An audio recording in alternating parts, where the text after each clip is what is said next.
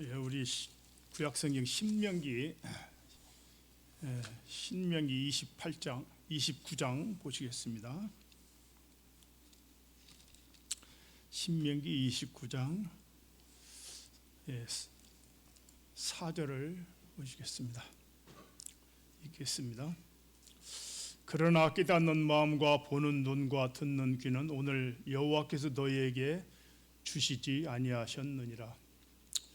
앞뒤 저를 시간 관계상 생략하고 중심되는 말씀만 봉독을 했습니다.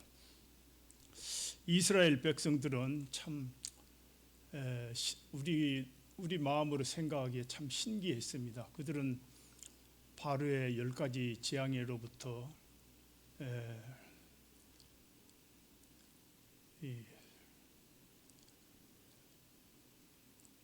헤어날 수 있는 그러한 은혜와 긍휼을 입었고 또 홍해 바다를 건넜습니다.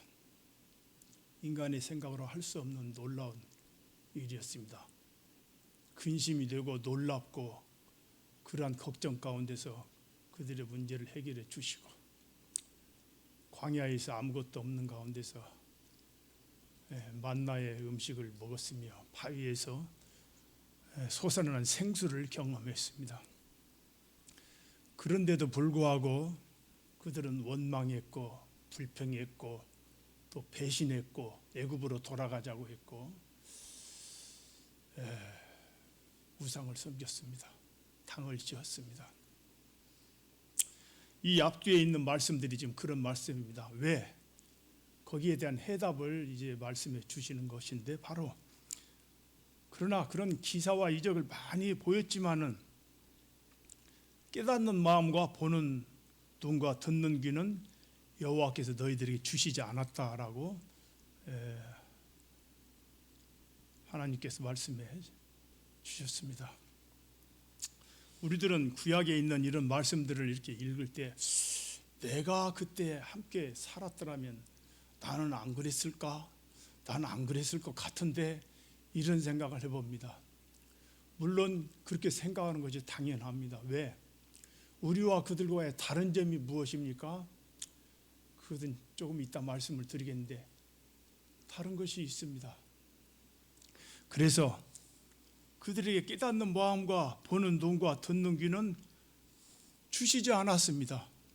하나님의 경륜에 따라서 하나님의 섭리에 따라서 그것이 그들에게 필요한 그러한 시기였습니다. 29절에 보시면은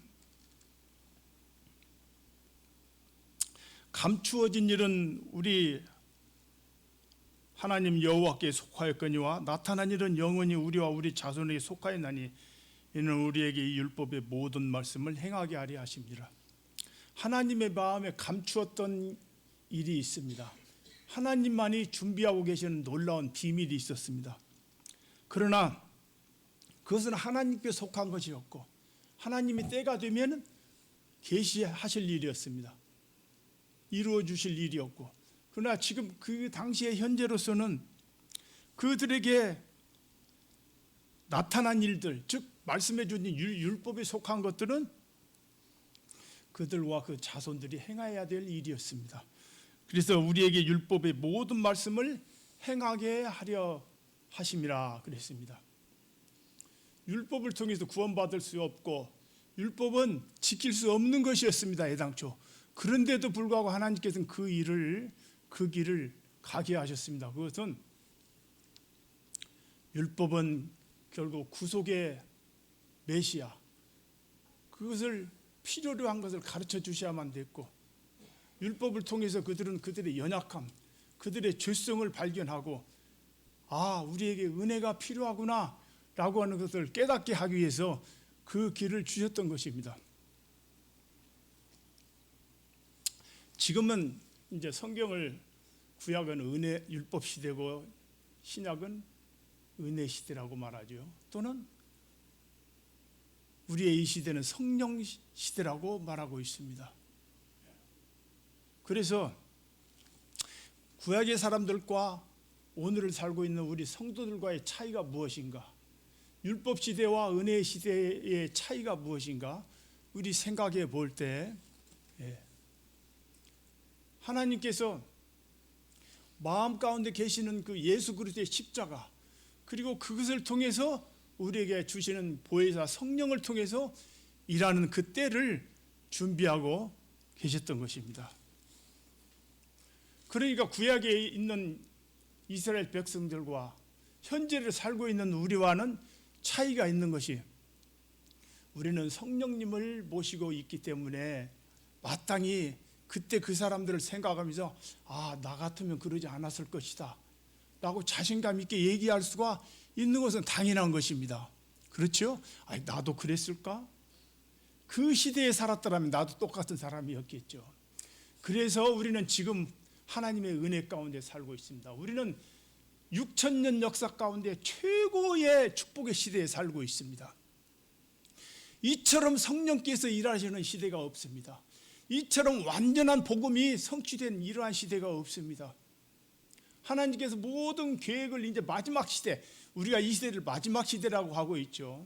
물론 우리 이후에 천년왕국도 있고 그런 시대가 있지만은, 그러나 하나님께서 그 열매를 거두는 이제 마지막 절정기 그 시대, 희어져 추수할 때가 되었다라고 하는 그 말씀을 주님께서도 하셨는데, 바로 우리는 그 시대에 살고 있습니다. 하나님께서는 이제는 모든 것을 우리에게 주셨습니다. 그래서 주님께서 이 땅에 오셨을 때 누구든지 저를 믿으면 멸망치 않는다.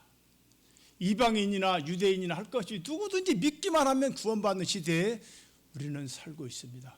이전에 감추었던 그 비밀이 완전히 드러난 이 교회 시대에 살고 있습니다. 우리는 이와 같이 성경에 확실하게 구약만이 아닌 신구약 전권을 가지고 있습니다.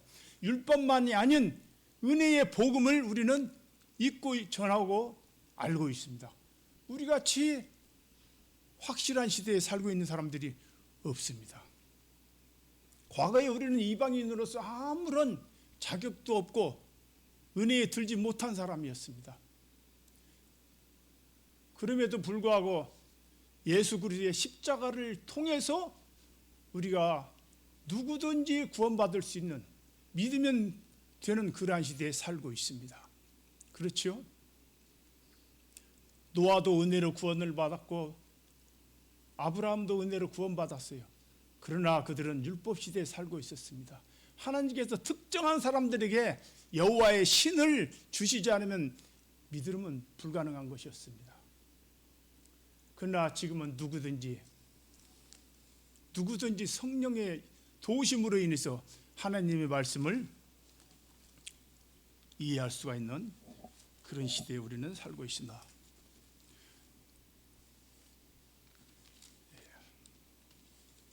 마태복음 13장에 보시면은 주님께서 씨 뿌리는 비유를 쭉 설명하신 뒤에 그렇게 말씀하셨어요.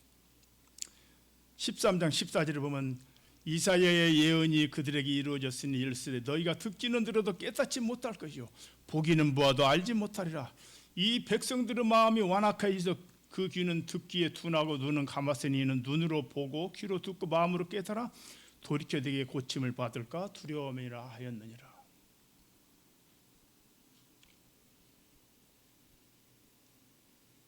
율법이 속한 유대인들을 향해서 말씀하신 거죠.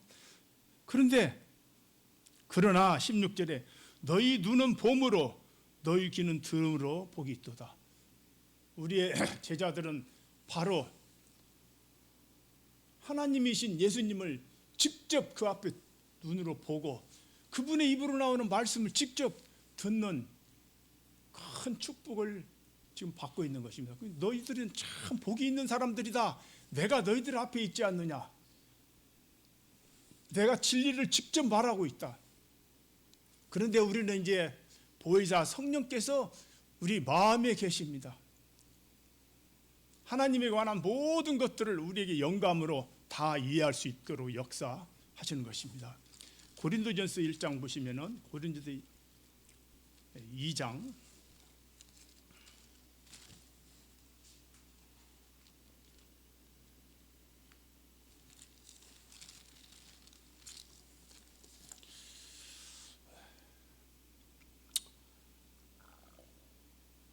7절만 읽겠습니다. 오직 은밀한 가운데 있는 하나님의 지혜를 말하는 것으로서 곧 감추었던 것인데 하나님이 우리의 영광을 위하여 만세전에 미리 정하신 거지라. 은밀한 가운데 있는 하나님의 지혜, 감추었던 하나님의 지혜, 그것은 바로 그리스도의 십자가이며 그것은 바로 성령님의 이 땅에 오심입니다. 이것은 감추었던 것입니다. 이 2장을 쭉 읽어보면 그러므로 사도 바울은 내가 너희에게 복음을 전할 때 말과 지혜의 아름다운 것으로 하지 아니했으니 그는 심히 두렵고 떨었다고 했습니다. 자기의 지식으로, 자기의 지혜로, 자기의 설득력으로 무엇을 이루려고 하지 않았다고 하고 있습니다. 왜? 믿음이라고 하는 것은요, 구원이라고 하는 것은 성령의 능력으로 되는 것이기 때문인 것을 사도 바울은 알고 있었습니다. 그래서 그것은 하나님의 지혜이다. 우리가 기도해야 될 이유가 여기에 있습니다. 우리는 때로 우리의 미사여구를 동원하려고 노력하고 때로는 우리의 열심으로 되는 것처럼 생각하는데 굉장한 열심에도 열매가 없을 수 있고 적은 노력에도 열매가 있을 수 있습니다. 하나님께서 함께 하셔야만 가능한 것입니다. 그래서 성령님의 도우심을 구하는 것입니다. 우리는 말씀을 전하는 자와 듣는 자가 어떠한 말씀을, 능력 있는 말씀, 지혜의 말씀을 잘 전했는데도 불구하고 감을, 동을 얻지를 못하는 경우를 많이 보고 있습니다. 또 전할 때도 열심히 준비해서 하지만은 무엇을 말하는가 모르는 경우도 아마 있을 것입니다. 성령께서 도와주시지 않으면 이렇게 허사가 되기 때문에 우리는 성령님의 은혜를 구하는 심령으로 기도를 하는 것입니다. 주님의 도움을 이 시간을 통해서 구하는 그런 시간을 갖도록 하겠습니다. 감사합니다.